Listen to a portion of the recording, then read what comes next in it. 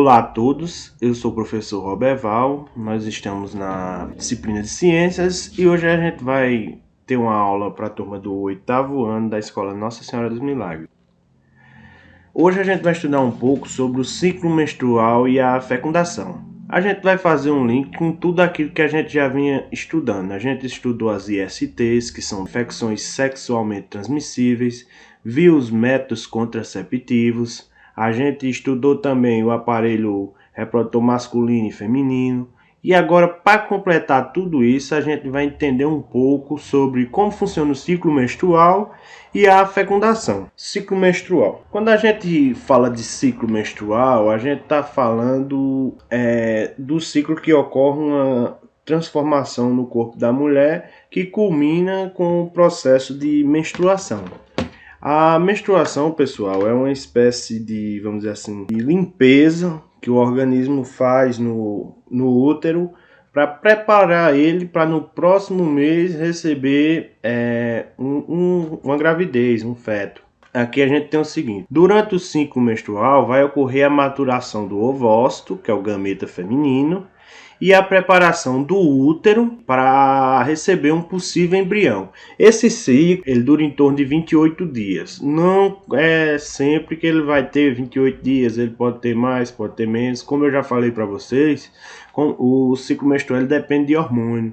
E qualquer coisa que a mulher tenha de diferente na vida dela pode influenciar nisso. Aí aqui a gente tem as etapas. Durante a primeira metade do ciclo, a gente tem os ovócitos iniciando o processo de amadurecimento, ou seja, se preparando para ser fecundado. E ocorre também o espessamento da parede do útero. Presta bem atenção que uma parte considerável da menstruação é o desmanche desse espessamento da parede do útero. Próximo ao dia 14 ocorre a ovulação. Apenas um ovócito é liberado e segue para a tuba uterina. Perto desse dia da ovulação, a mulher vai ter aquilo que a gente chama de período fértil, que é o período que ela vai ter mais chances de engravidar. A ovulação é a liberação de um ovócito para que eles tenham a chance de ser fecundado. A maioria, cerca de 90%, 99% das fecundações, elas ocorrem na tuba uterina. Aí, durante os dias que se segue a ovulação, o ovócito continua avançando em direção ao útero.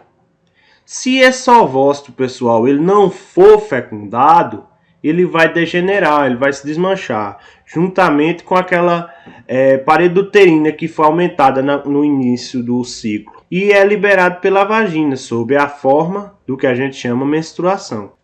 Todo mês, o útero da mulher, a partir da sua primeira menstruação, ele vai se preparar para ela engravidar.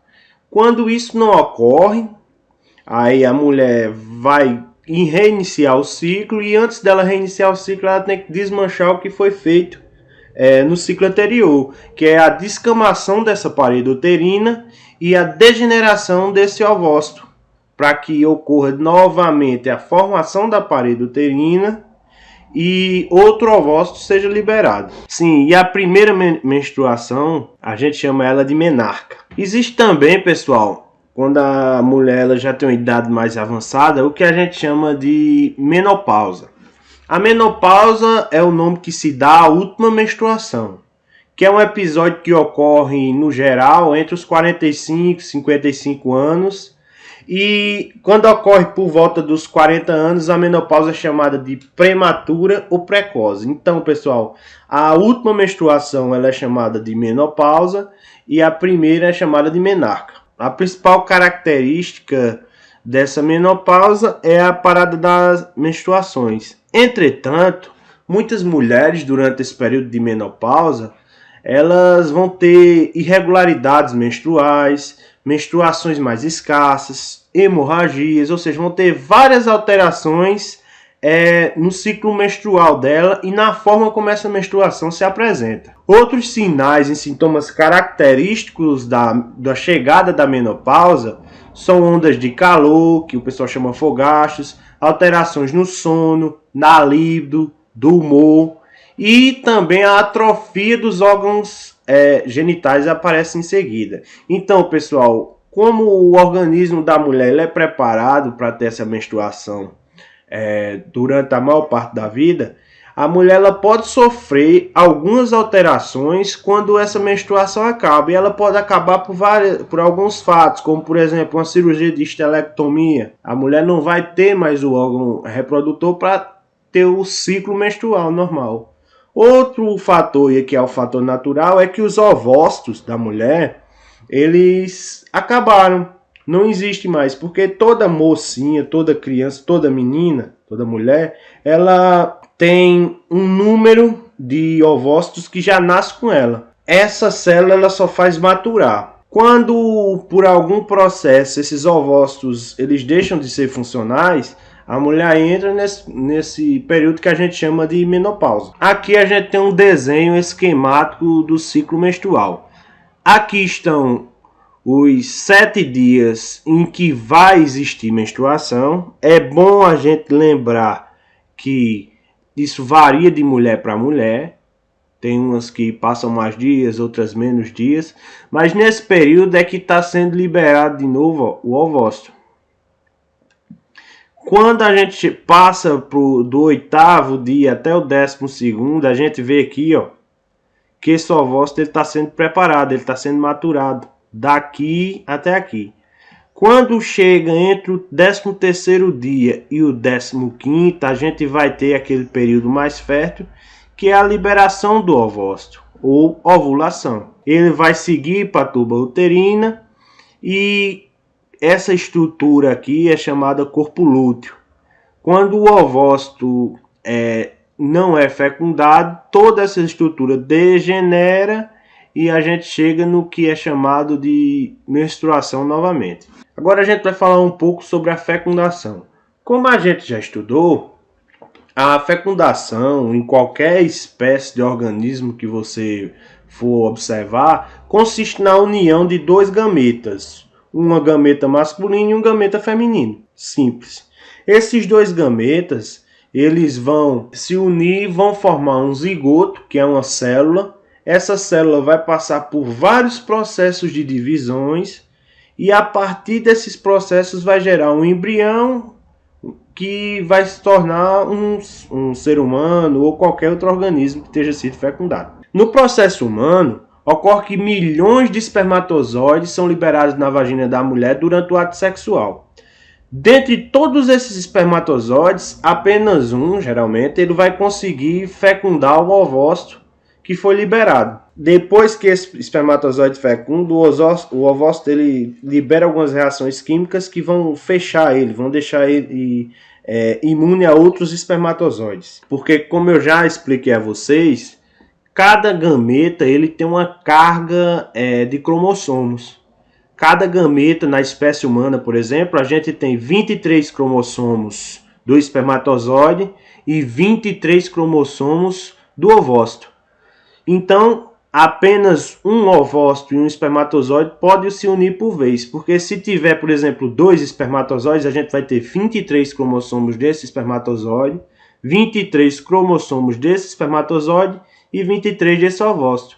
Isso não é uma gravidez viável, por isso que tem esse mecanismo para que não entre mais de um espermatozoide no ovócito. A maioria dos espermatozoides, eles morrem e apenas um vai fecundar o gameta feminino. Essa fecundação, em sua maioria, ela vai ocorrer nesse órgão que a gente estudou, a gente viu, que são chamados de tubas uterinas. Existe também, pessoal, uma coisa que vocês têm que é interessante, é que os espermatozoides eles podem sobreviver até 4 dias no corpo da mulher. Por isso que quando se fala em fecundação, a gente olha mais ou menos o dia do ato sexual e 4 dias para frente pode ter sido o dia que tenha ocorrido a fecundação, que o espermatozoide conseguiu atingir o óvulo. Após esse processo de fecundação, por volta de 7 dias, ou seja, que já ocorreram algumas divisões, o embrião é implantado na parede uterina.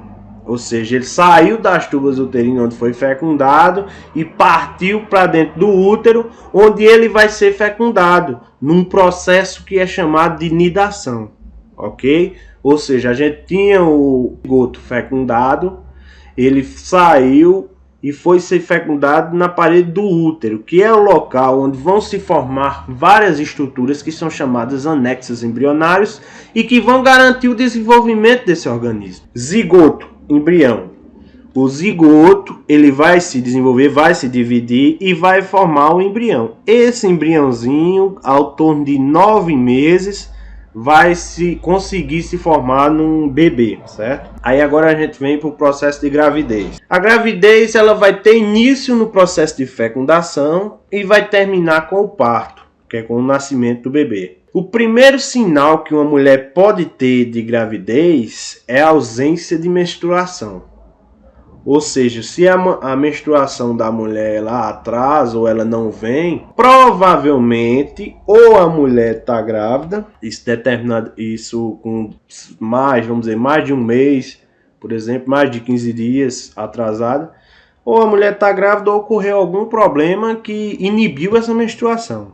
Nem sempre é gravidez, mas é um dos principais indicativos para a gravidez é a ausência de menstruação. Para confirmar isso, a mulher vai na farmácia, compra um teste que faz de urina, um caseiro, ou vai no médico e faz logo o teste de sangue e confirma para saber se ela está ou não grávida. Geralmente, uma gestação ela dura 9 meses, mas isso é uma coisa ideal, porque muitas vezes essa gravidez, esse parto ele acontece antes. É o que a gente chama de parto prematuro. E 9 meses dá geralmente 40 semanas, mas pode ocorrer antes. Anexos embrionários. Como eu disse a vocês, existem algumas estruturas que são produzidas pelo corpo da mulher para conseguir dar suporte ao feto, para nutrir e proteger esse bebê. Essas estruturas a gente dá o nome de anexos embrionários. Elas são formadas no primeiro estágio da gravidez e podemos destacar entre as principais o saco amniótico e a placenta nos humanos. Essas duas estruturas a gente vai estudar, mas são elas que vão garantir que o bebê esteja protegido contra pressões, por exemplo, na barriga da mãe, e para que esse bebê tem a capacidade de se nutrir a partir das estruturas que a gente encontra no corpo da mãe dele. Além da espécie humana, é claro, outros mamíferos, peixes, répteis, anfíbios e aves apresentam anexos embrionários. Ou seja, se todos esses organismos se reproduzem, eles necessitam também de estruturas que se adequem ao seu modo de vida e os garantam ter um desenvolvimento dos seus embriões. Além da espécie humana, a gente vê isso em mamíferos, peixes, répteis, anfíbios e aves. Agora a gente vai ver um pouco sobre o saco amniótico. O saco amniótico, pessoal, é uma bolsa cheia de líquido amniótico, onde o feto fica mergulhado durante essa gravidez. Essa bolsa, pessoal, ela vai ter a função de proteger contra choques mecânicos, alguma pressão que ocorra na barriga da mãe do bebezinho, e também tem a função primordial de manter a temperatura estável, porque como o desenvolvimento do feto ainda está se dando, ele não é capaz de regular a própria temperatura. Esse saco amniótico, ele tem essa função também de manter a temperatura estável. Se vocês já ouviram falar na novela, ouviram num filme, uma cena em que uma mulher grávida diz que a bolsa estourou. Essa bolsa que estoura e libera uma quantidade de líquido, ela é na verdade o saco amniótico. Toda vez que você vê, a partir de agora, uma cena de novela, uma cena de filme, ou até na vida real mesmo, que a bolsa da grávida estoura, está se referindo a esse saco amniótico. Outra estrutura que a gente tem que é muito importante para o desenvolvimento do bebê é a placenta. E ela é uma estrutura que é bem comum nos mamíferos.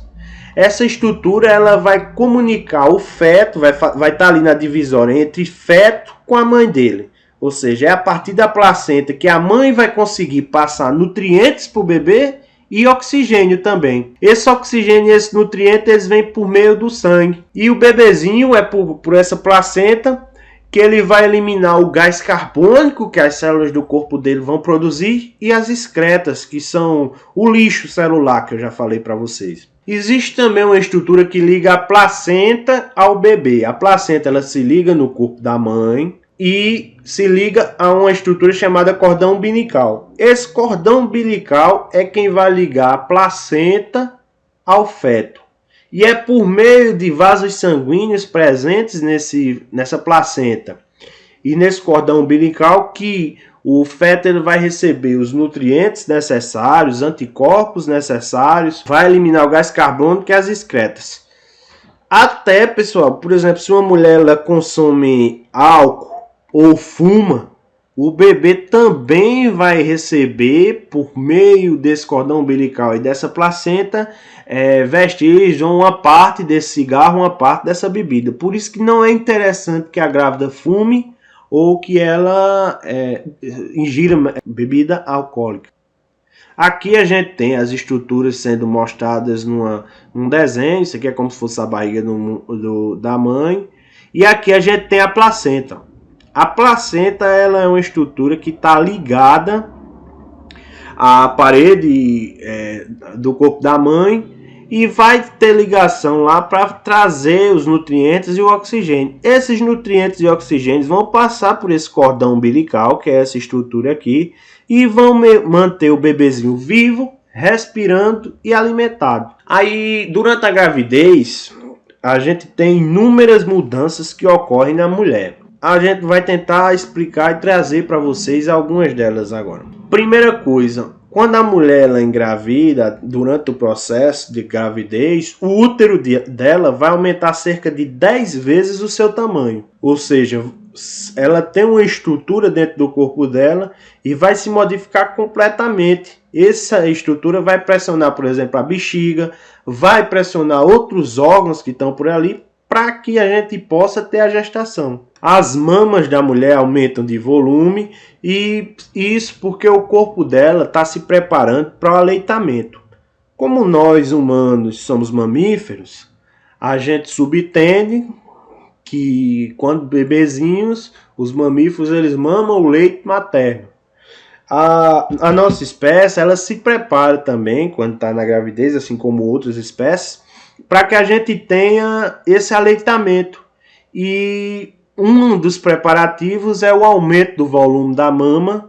Isso é muito importante para que a gente possa, quando esse bebê nascer, ter a alimentação dele garantida. Um dos fatores importantes para passar anticorpos para o bebê e para garantir a boa nutrição dele é esse aleitamento materno. Durante esses processos de gravidez, principalmente durante os 3 primeiros meses, a mulher ela pode sentir azia, vômito, náuseas, que são sintomas que também indicam a gravidez e que são mais frequentes nos primeiros meses, que é quando está ocorrendo um processo mais acelerado de formação tanto das estruturas dos anexos embrionários como do bebezinho, do indivíduo em si. Outra coisa que é sempre bom a mulher manter sob controle, estar sempre verificando é a pressão arterial. Porque como ocorrem inúmeras mudanças no organismo dela, a pressão arterial ela pode sofrer variações e oscilações, e isso é uma coisa que é perigoso tanto para ela como para o feto, para o embrião. Outra coisa que vai aumentar muito na mulher é a vontade de ir no banheiro, as micções, que é para urinar. Isso ocorre, pessoal, por dois fatores principais. Primeiro, tem um aumento grande da atividade do sistema urinário durante o período de gravidez, para eliminar toxinas, para várias coisas importantes, e a compressão da bexiga. Como eu disse para vocês que o útero ele aumenta o tamanho dele em cerca de 10 vezes, ele vai pressionar outros órgãos fatidicamente. E um desses órgãos mais pressionados é a bexiga. Como ela está pressionada, ela não consegue mais comportar tanta urina e a mulher vai ter que ir mais vezes ao banheiro para compensar. Outra coisa importantíssima, principalmente na gravidez humana, é o que a gente chama de pré-natal. O que é um pré-natal? Pré-natal, pessoal, ele consiste de uma série de acompanhamentos que a mãe realiza junto aos profissionais de saúde, ao médico, à psicóloga, o que for necessário. E esses acompanhamentos, eles servem para evitar as dificuldades na gravidez. para observar se ela tem alguma alteração, se a pressão dela está legal, como está o desenvolvimento do feto. E isso ocorre durante todo o período de gestação. Então, é uma coisa que é muito importante e que garante o bom desenvolvimento tanto do bebê como a vida e a saúde da mãe. Algumas dicas que são bem lógicas e que uma grávida deve tomar são: manter uma alimentação saudável e rica em nutrientes, uma vez que ela agora não come só por si, como também por um indivíduo que está em desenvolvimento. Ela tem que prestar bastante atenção na alimentação e na quantidade de vitaminas. Por isso que o pré-natal é importante, porque o médico, se ele achar necessário, ele pode indicar suplementação, por exemplo, suplementação para ferro, se ele vê que a mãe tem alguma deficiência, ou para qualquer outro nutriente que ele acha essencial para o desenvolvimento do bebê. Outras coisas são bem lógicas: não fumar. Como eu já falei para vocês, tanto não fumar como não ingerir bebidas alcoólicas são atitudes que auxiliam ao desenvolvimento do bebê, porque, como vocês sabem, existe a placenta, existe o cordão umbilical, e tudo que tiver na corrente sanguínea da mãe, ela pode passar para o bebê, ou ela fatidicamente vai passar para o bebê. Outra coisa que é muito importante de uma grávida tomar cuidado é com os medicamentos que ela toma. Se ela toma medicamentação por conta própria, esse medicamento vai parar na corrente sanguínea dela e provavelmente, fatidicamente, vai chegar no bebezinho, no embrião que está em desenvolvimento, e pode prejudicar. Então, a partir do momento que a mãe está grávida, ela só deve tomar qualquer medicamento se for receitado pelo médico. Não sendo, ela deve evitar ao máximo, porque pode ser algo que ao entrar na corrente sanguínea vai prejudicar o bebê. Outro momento importante quando a gente fala de gestação, quando a gente fala de gravidez, é o momento do parto. O parto, pessoal, ele é um momento do nascimento, muita gente chama dar à luz, né? É uma coisa interessante para a gente estudar. A primeira coisa que a gente tem que saber é sobre parto prematuro. Parto prematuro é todo aquele parto que ocorre antes dos 9 meses. Pode ser perigoso para o bebê, porque antes dos 9 meses ele ainda não está completamente formado, ele não está pronto para ser liberado, para ser colocado no mundo. E ele vai necessitar de cuidados especiais, como uma incubadora, que é um lugar onde ele vai ter vamos dizer assim, uma simulação do útero para completar o seu desenvolvimento. Como é que a mulher ela pode perceber que está entrando em trabalho de parto, que o parto está se aproximando? O primeiro estágio, ou a primeira coisa que ela vai sentir são dores ou as cólicas que são decorrentes das contrações da musculatura do útero. Ou seja, o útero ele vai começar a se contrair quando chegar o momento do parto, para auxiliar a saída desse bebê. Outro grande, vamos dizer assim, o mais crucial para a gente entender que é realmente hora do bebê nascer, é o rompimento do saco amniótico, ou o rompimento da bolsa. Essas membranas que compõem o saco amniótico, elas vão se romper e todo o líquido que estava ali, ele sai. Nesse momento, a gente tem certeza de que o trabalho de parto está iniciado, porque o bebê, ele, vamos dizer assim, em alguns momentos, como ele não está mais com essa bolsa, ele não está mais protegido, se ele não tiver como sair, ele vai chegar a óbito. Mesmo que ele não saia para o parto natural, ele vai ter que sair por cirurgia. Aí a gente tem aqui, parto normal. É quando a expulsão do feto acontece através do canal vaginal. É o parto natural que a gente chama. Que é quando a mulher tem o bebê da forma mais natural, como ocorre na natureza com os outros organismos, certo? E a gente tem também o parto cirúrgico. Quando a gente fala do parto cirúrgico, a gente está falando da cesárea. A cesárea, pessoal, é o procedimento cirúrgico no qual o feto é retirado por um corte na região abdominal. É indicado quando a mulher ou o bebê tem risco de vida. Bom, pessoal, eu acredito que muitos de vocês vieram ao mundo por parto cesáreo, por cirurgia. Aquele que veio, você pode perguntar à sua mãe como é que foi, para entender um pouco. Provavelmente ela vai ter uma grande cicatriz e vai ser um fato para vocês amarem mais ela, né? Porque não é todo mundo que se submete a uma cirurgia por outra pessoa. Aqui a gente tem as fases do parto normal. Aqui está a mãe, um corte transverso, e o bebê. Com o início das contrações, ó, o bebê já vai se apontando para a saída aqui, ó, que é o canal vaginal. Saída do líquido amniótico, ocorre o rompimento da bolsa, o líquido amniótico sai, começa a dilatar o colo do útero, dilatar para a passagem do bebê, principalmente da cabeça, que é a parte que vai ser maior nesse estágio. Geralmente, o bebê, quando é parto vaginal, a parte que vai sair primeiro é a cabeça. Outra coisa, começa o período expulsivo do feto. O útero começa a se contrair ao máximo para ajudar a mãe a colocar esse bebê para fora. É um serviço, vamos dizer assim, uma coisa que vai gerar bastante desconforto, que vai ser muito difícil, mas é a partir daí que todos nós estamos aqui, né, no mundo.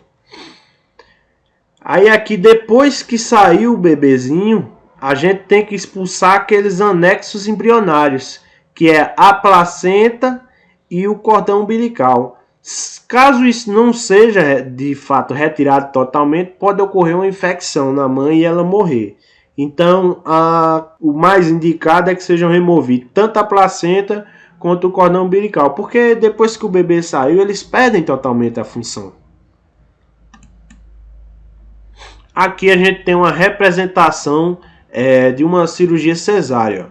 Não conseguiu a passagem do feto, do bebezinho, pelo canal vaginal, não teve dilatação ou por N problemas que traziam um risco tanto à vida da mãe quanto à vida do feto. Aí o médico vem aqui, ele corta e retira o bebê por essa passagem. Tanto o bebê quanto a placenta e o cordão umbilical. Bom, pessoal, por hoje é só isso. Façam a atividade que eu passei para vocês para a gente avaliar o conteúdo e ter uma boa semana.